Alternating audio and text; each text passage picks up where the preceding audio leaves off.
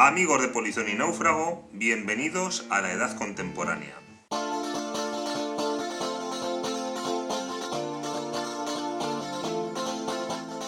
En la Antigüedad y la Edad Media, la realidad estaba ordenada jerárquicamente. El propio firmamento se dividía en dos campos: sublunar, donde vivimos y se dan los cambios, y supralunar, en el que todo permanece. Según el modelo aristotélico tomista, las cosas estaban compuestas de materia y forma. La forma es siempre igual. Perros, piedras, nubes, todo permanece esencialmente igual en el tiempo. De igual modo, la sociedad se compone de jerarquías estancas: soldados, campesinos, nobles, cada uno en su cometido. Como explicamos en el vídeo anterior, en el Renacimiento entra en crisis la concepción medieval. La ciencia pasa a ocupar un puesto privilegiado. Newton echará definitivamente por tierra la visión medieval del cosmos al unificar en una sola ley física el movimiento de los astros y la caída de los cuerpos terrestres. La jerarquía cósmica derrocada por Newton irá acompañada a lo largo del siglo XVIII del ataque a la jerarquía social establecida. Si todo el cosmos obedece unas mismas leyes, ¿por qué no han de hacerlo los hombres? Ha llegado la hora de la revolución. En 1728 se publica en el Reino Unido la Enciclopedia. Inspirados en la misma, unas décadas después los ilustrados franceses elaborarán la Enciclopedia. Se trata de una magna obra que pretende recoger todo el saber de su época. La Enciclopedia posee una enorme carga de ideas ilustradas, lo que le otorga una potente fuerza política. La Ilustración se desarrolla en los siglos XVIII y XIX y popularizará las ideas empiristas, simplificándolas y dejando en segundo plano las cuestiones metafísicas. Así ven la razón un saber práctico que libera al hombre de sus ataduras y lo conduce a un progreso indefinido. También tiende al deísmo, abogando por un Dios meramente racional, no revelado ni personal. En el orden moral, Dios es sustituido por la naturaleza. En política, otorga la soberanía al pueblo y propugna la libertad económica que impulsa el ascenso de la burguesía y el desarrollo del capitalismo. Del racionalismo tomará su tendencia a la abstracción, proponiendo fórmulas universales a los problemas de espaldas a la realidad histórica concreta. Ello derivará en una suerte de idealismo que violentará amplias proporciones de la realidad. Las ideas ilustradas fueron difundidas a través de las academias, la masonería, los salones, las cartas y los ensayos y la citada enciclopedia. Dichas ideas serán el detonante de la independencia de los Estados Unidos de América y más tarde de los virreinatos españoles. En Alemania la Ilustración tendrá rasgos propios, carente del carácter anticlerical que adquiere en Francia. Precisamente la Revolución Francesa marcará el comienzo de la Edad Contemporánea. Los revolucionarios fundamentarán el nuevo sistema en el sufragio que representa la voluntad popular, inspirado por Rousseau, en la separación de poderes que garantiza su independencia, según propuesta de Montesquieu, y en el aniquilamiento de cualquier huella del antiguo régimen, incluyendo el sentido religioso de la vida, tal como propugnó Voltaire. Tanto Rousseau como Montesquieu como Voltaire serán algunos de los más destacados enciclopedistas. Un ilustrado singular va a ser determinante en la historia de la filosofía. Es el prusiano Immanuel Kant. Tratando de superar la dicotomía racionalismo-empirismo, afirmará con los empiristas que nuestro conocimiento procede de los sentidos. Sin embargo, para Kant, nuestra inteligencia no tiene un papel pasivo, sino que transforma las percepciones hasta convertirlas en fenómenos, de modo que no conocemos las cosas mismas, sino los fenómenos. Será el llamado giro copernicano, aludiendo al astrónomo Copérnico que cambió la teoría geocéntrica por la heliocéntrica. Las categorías no están en las cosas mismas, como creía Aristóteles, sino que las aportamos nosotros a lo que percibimos. A partir de la obra de Kant, surgirá en pleno romanticismo el idealismo alemán. El romanticismo se produce entre el ocaso del siglo XVIII y los albores del XIX. En gran medida se da como reacción al racionalismo ilustrado. El romanticismo pone en primer plano los sentimientos, se interesa por los estudios históricos y humanísticos y da un nuevo impulso a la literatura. Recupera el protagonismo de lo religioso, pero no como dogma, sino como sentimiento. Hay una sed siempre insatisfecha de infinito que se manifiesta en el arte y sobre todo en la música. Se da un gran individualismo con un vigoroso anhelo de libertad. Corresponde a este periodo el idealismo alemán. Influido en lo estético por el romanticismo y en lo político por el nacionalismo del siglo XIX, busca abarcarlo todo a través del pensamiento. Sus más destacados pensadores son Fichte, que contrapone el yo, que me es evidente, al no yo, frente al cual me afirmo; Schelling, quien con 20 años ya había desarrollado un sistema filosófico, llegando a elaborar 4 distintos a lo largo de su vida. Por último, Hegel, que representa la plenitud del idealismo, para quien todo lo real es racional y todo lo racional es real.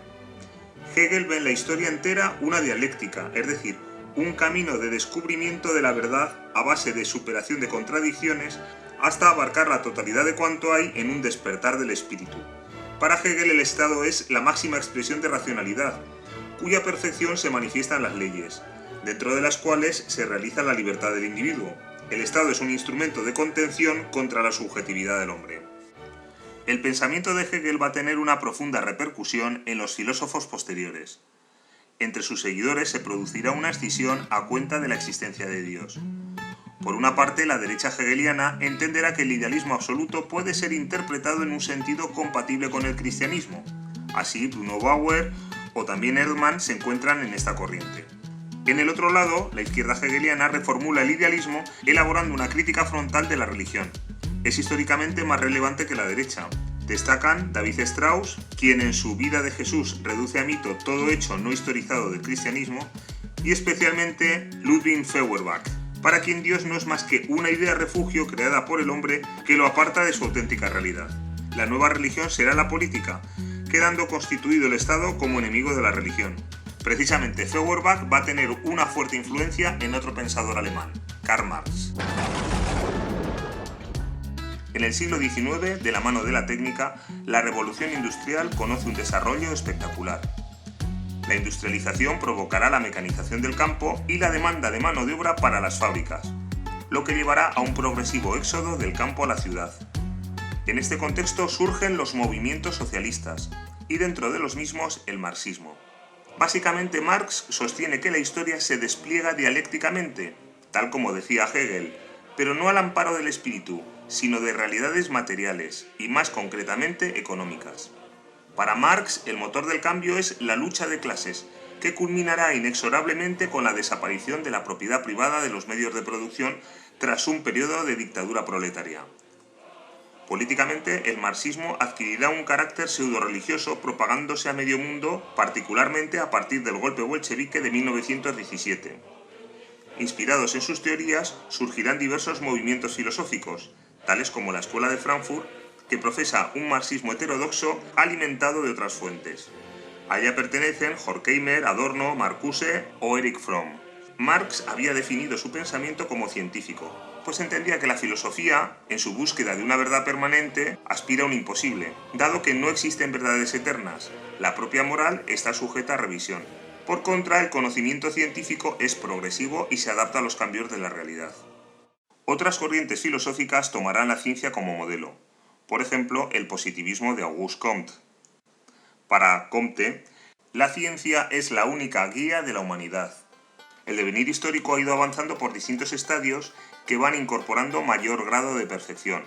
Primero un estadio teológico, luego un estadio metafísico y finalmente el estadio positivo. El positivismo tendrá influencia en otras corrientes, como el utilitarismo, de origen británico, preocupado sobre todo por cuestiones éticas y lógicas. Los más sobresalientes utilitaristas son Jeremias Bertram y John Stuart Mill. Otra forma de empirismo será el pragmatismo, que contarán, además de británicos, con pensadores norteamericanos. Destacan Peirce, James, Dewey.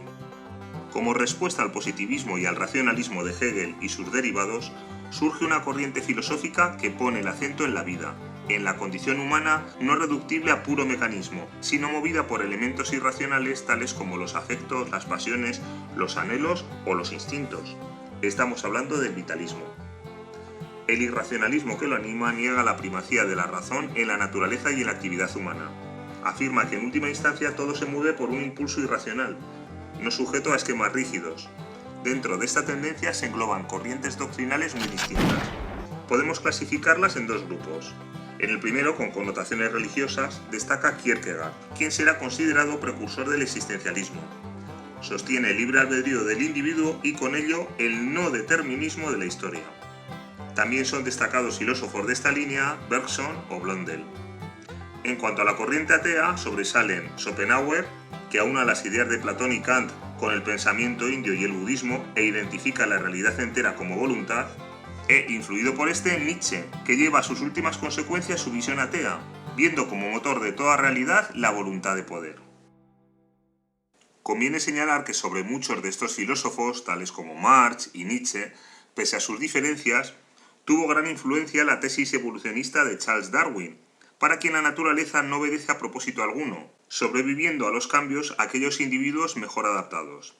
Más adelante, Freud, psiquiatra y neurólogo austriaco, destacará la parte instintiva del ser humano que entra en conflicto con las exigencias sociales, lo que a su entender desemboca en diversos trastornos. Entrado el siglo XX, la física dará un salto descomunal de la mano de Albert Einstein, quien desarrolla, entre otras, la teoría de la relatividad, que vincula las variables del tiempo y del espacio y considera que la posición del observador es determinante en la estimación de los fenómenos físicos. En microfísica destacarán personalidades tales como Max Planck y Heisenberg.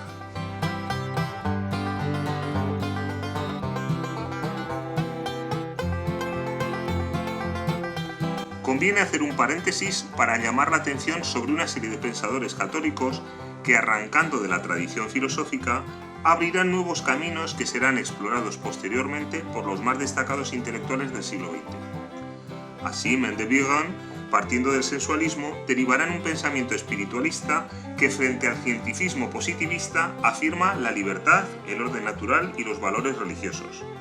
Bolzano desarrollará el pensamiento lógico y matemático, teniendo fuerte influencia en Husserl. Por su parte, el padre Gratry explorará los distintos sentidos que posee el hombre y que nos conducen a Dios. Balmes indagará en las vías de acceso a la verdad. Y Brentano abrirá el camino a la fenomenología a través, entre otras cosas, del concepto de intencionalidad.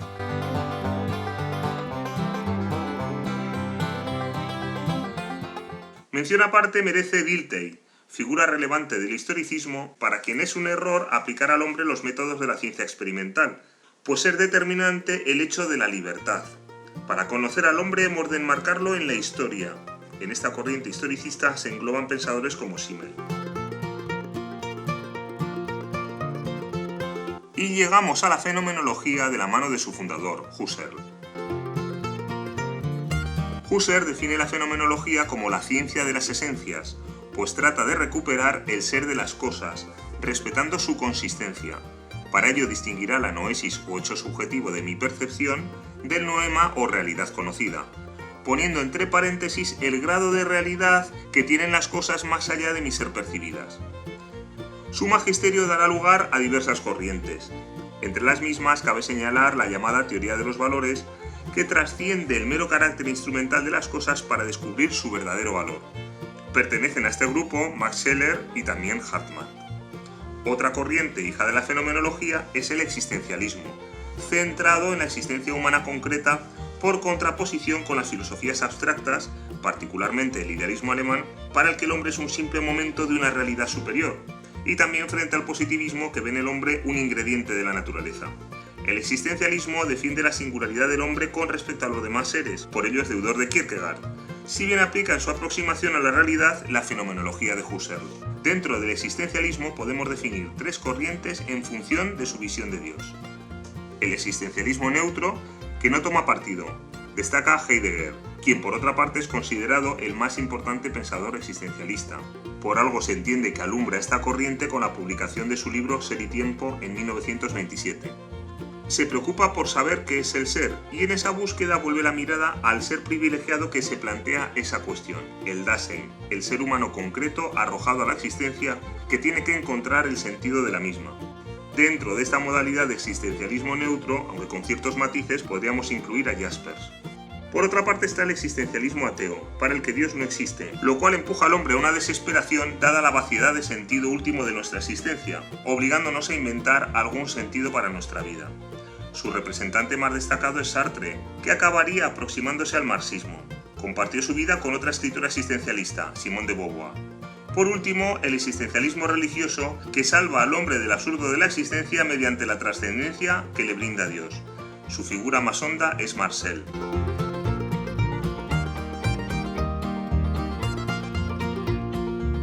Los los ecos de la fenomenología llegarán a tierras hispanas, si bien provistos de una notable originalidad. Así, Ortega y Gasset alumbrará la razón vital, que ve mi vida como aquel ámbito en el que me encuentro con toda realidad, la cual comprendo y asimilo en función de la interpretación que doy a mi propia existencia. Discípulos de Ortega serán Javier Zubiri, Gauss o Julián Marías. Pero no todo iban a ser réplicas al positivismo en el siglo XX. También iban a surgir sus sucesores de la mano del neopositivismo y de la filosofía analítica. Su espíritu sería recuperado por el llamado Círculo de Viena, a semejanza del cual nacerían otros círculos como el de Berlín, Varsovia, Helsinki, etc. Son empiristas y toman como modelo de conocimiento la física. Si bien se inspiran en la lógica y las matemáticas, rechazan la lógica aristotélica por emplear un lenguaje demasiado vinculado a la metafísica. De hecho, para ellos los problemas que plantea la metafísica, tales como Dios, el ser o el mundo, son engañosos, pues en la medida en que no son matematizables, son irreales. Dentro del neopositivismo podemos citar a Rudolf Carnap, Hans Reichenbach y también a Karl Popper, quien partiendo del Círculo de Viena seguirá su propio camino dando lugar al falsacionismo. En cuanto a la filosofía analítica, con gran peso en el mundo anglosajón, atiende a la relación entre pensamiento y lenguaje. Al igual que el neopositivismo, niega la existencia de la metafísica dada la imposibilidad de verificar sus resultados. Sin la menor duda, su figura más destacada es Wittgenstein, pudiendo incluir en esta corriente a Bertrand Russell y a la Escuela de Oxford. Por último, vamos a hablar de una corriente filosófica nacida en Francia que gozó de gran predicamento en la segunda mitad del siglo XX. Nos referimos al estructuralismo. Se trata de una concepción filosófica que contempla la realidad como un todo, en la cual cada uno de los elementos que la componen solo son comprensibles en su relación con los demás. El estructuralismo atiende al modo en que los símbolos y la lengua determinan la existencia humana. Aunque muchos pensadores han rehuido enmarcarse en este movimiento, sus más destacados representantes son Levi Strauss, Jacques Lacan, Louis Althusser, Jacques Derrida y Michel Foucault. Y ahora, sin más preámbulos, pasamos al esquema general. Pues eso.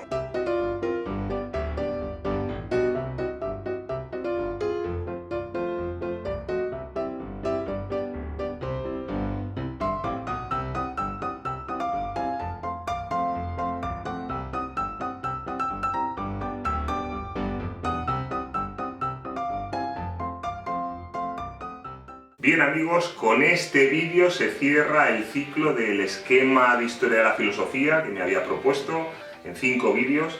Este último veis que ha salido más largo por realmente hacerlo cada uno en un periodo histórico. Por eso os recomiendo que lo veáis, digamos, en gajitos, porque si no es un empacho. Sé que como todo esquema es perfectible, como todo lo humano, que se podrían añadir corrientes, autores, pero bueno, yo creo que como esquema básico puede ser y espero que sea de utilidad a alguien. Muchas horas he empeñado en ello, así que lo dicho, que le aproveche a alguien, espero. Nos vemos en otra. Hasta otra, polizones.